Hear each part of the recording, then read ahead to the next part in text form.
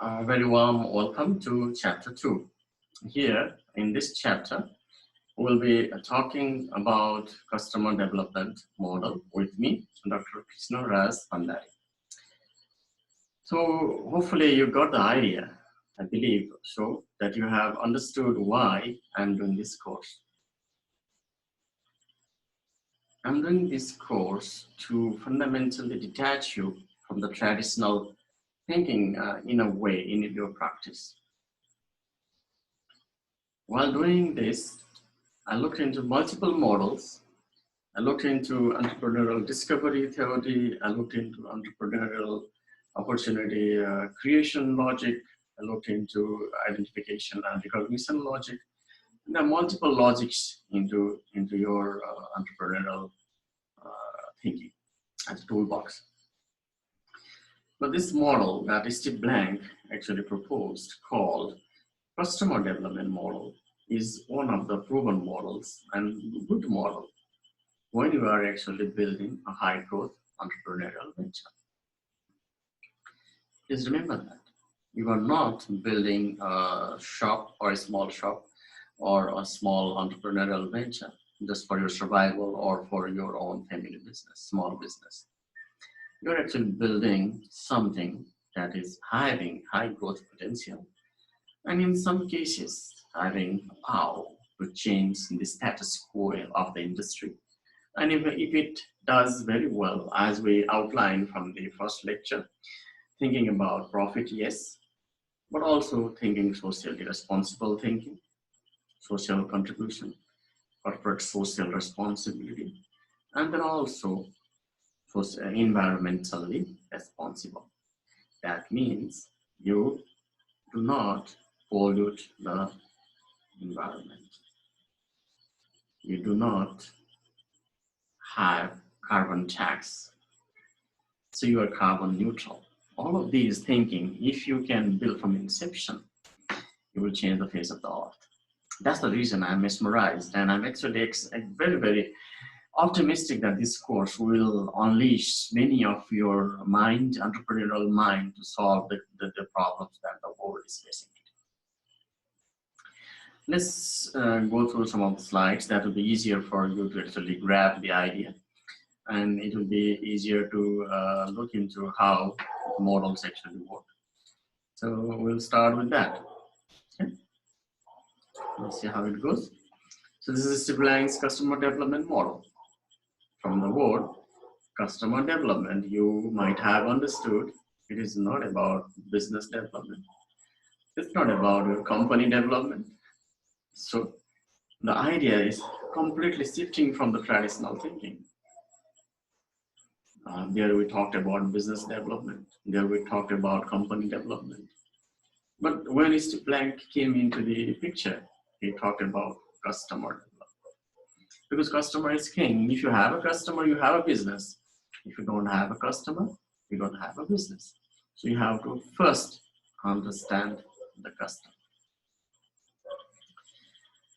And with good kind of high regards to Steve Blank, I attempted to take some of his ideas and then actually drew in my own way, just to illustrate these two actually for your understanding.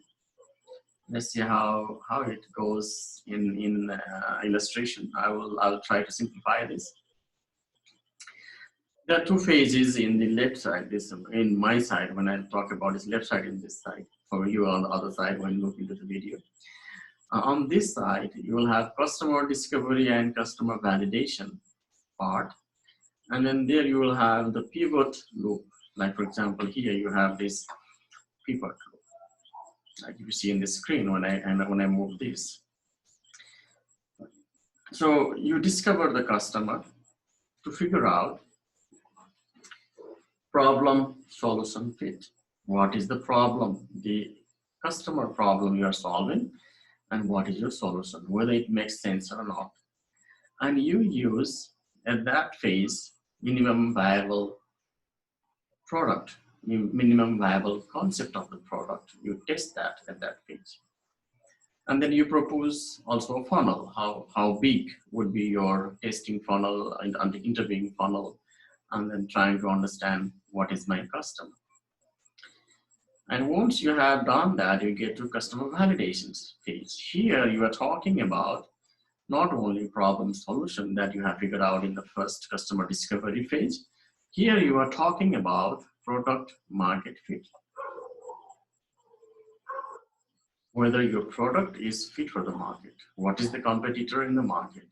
What is the existing business in the market? What is the incumbent in the market? If you are disrupting the whole industry with a new product like touchscreen smartphone did for the 3G business that we have in now in telecommunication mobile business sector, you have to understand whether your product and market has a fit. And then you have to actually validate the business model that you have initiated, interviewed the ideas here. And whatever based on your business model canvas, you have to validate the business model, understand the business model, and then build your sales and marketing roadmap. Unless and until you are in this satisfaction level of the customer validation, you keep on doing the pivot. That means going back here and coming back here. Running these cycles, on average, 3 iterations, like Steve Blank even published in Harvard Business Review. He indicated, not actually mentioned, but indicated in diagram, if you do on average 3 iterations of your problem solution fit and product market fit testing, perhaps you have experimented it well. And we can move from this phase to this phase. That is customer or company creation. And scale the execution of the business model. Here we are in this phase, we are creating a business model, testing a business model, and here we are executing the business model. Once we are on a growth phase, then we build the company. Then you build the organization scale, larger organization, and you do the operation scale, scaling the operation also. Majority of the companies, first they fail here, and then they fail from this phase to this phase, jump from this phase to this phase. And if we get to this idea of Jeffrey Moore crossing the chasm, normally there is a chasm between this phase and this phase.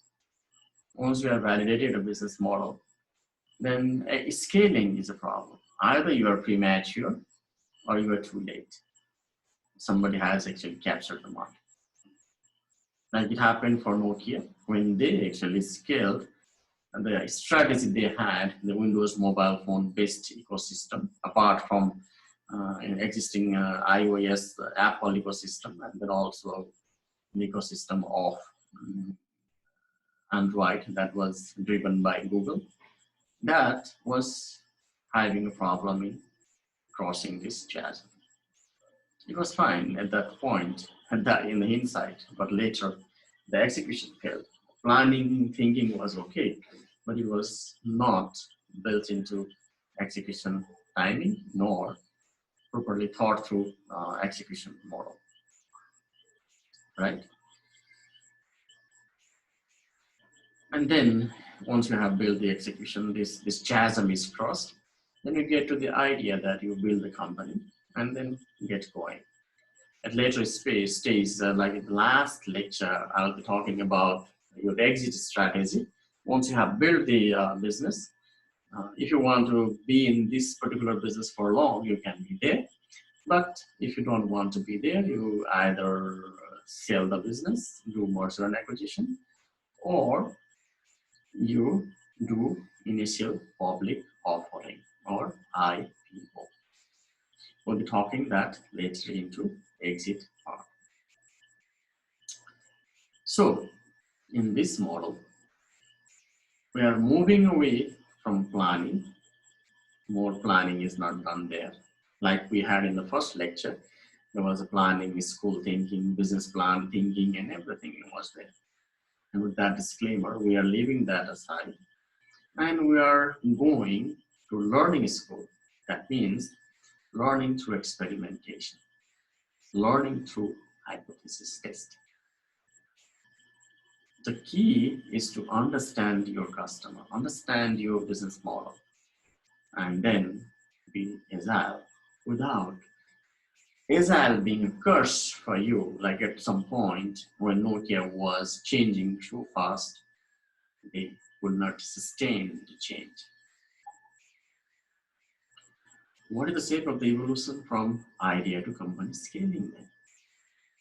Like for example, the question is, when you are having from here, from this stage to this and this, what happens and how the company grows? What is the shape? What is the curve of the performance? How the profit generated? Okay. Any ideas? Think about it. What do you think? In my experience and my multiple analysis, I found this kind of shape is actually true. You have first some level of deep kind of burning of cash, burning of resources to come up with a solution. And even like kind of coming up with your business model and also crossing the chasm after this phase. Then you grow very nicely, but at some point you will fall down. Unless and until you have a new curve or recurring innovations that keeps on lengthening this part. So please remember, this is very true for a startup also. This is true for large companies also. And there are books and theories that talk about managing through S curves. And for example, as I am part of this telecommunication mobile business since long, I can relate that very well here. Like for example, when GSM took the first phase, we had to invest on that. And when it started to generate money, the revenue, then it grew very heavily. It was like a hockey stick. And then later it started to go down. And then we had to innovate another curve from here with your 3G. And then now 3G, 4G, and then now 5G. You see the point? So the growth happens in these phases, but there is a chasm between here and here. Crossing from this part to this part is then difficult. Jeffrey Moore called it crossing the chasm, and he actually built a model on that. And there's a book on that also if you want to read and go deep dive into that. However, that is not for entrepreneurial thinking. It is more on a growth phase of the idea, execution side will help on. Jeffrey Moore gave these ideas like moving away from customer validation to customer creation and company building is really hard. Many of the entrepreneurs fail on this part. This is called premature scaling. And here, like kind of rather than going like from here, like kind of going up, this curve may go down from here itself. You cannot do the crossing the chasm well. And in that phase, you have to pivot. That means coming back to the drawing board and testing your hypothesis and correcting. Premature scaling is not recommended. However, timing of the industry growth is based on facts and intuition alike. Many people get it right, many people don't get it right. It is all about timing also. Like Nokia was on a very good ride in GSM business, but they could not turn the tide towards 3G business model in smartphone business at the right time when the industry was actually shifting. Perhaps the facts were there, but intuition was not supporting. Okay. With that, we summarized and discussed about the customer development model given by Steve Blank. Now you have to think in your particular business that you have, or you want to build your business. How can I actually do the customer discovery? How can I build a minimum viable product, test it, and then have the validation of the customer? Now listen until I have proof of concept and then product market fit. I keep on doing this, and then later I do this part of the uh, business model execution. Here you are creating the business, here you are actually executing the business. With that note, I request you to get into the third lecture with me. We'll be finishing this now, and I look forward to see you in the third lecture. This was second lecture talking about customer development model, departing you from the whole thinking of business plan thinking. Now I'm actually already asking you to get out of the building and then start interviewing your customers. And please post your experiences. How do you feel? What you got out of your idea testing?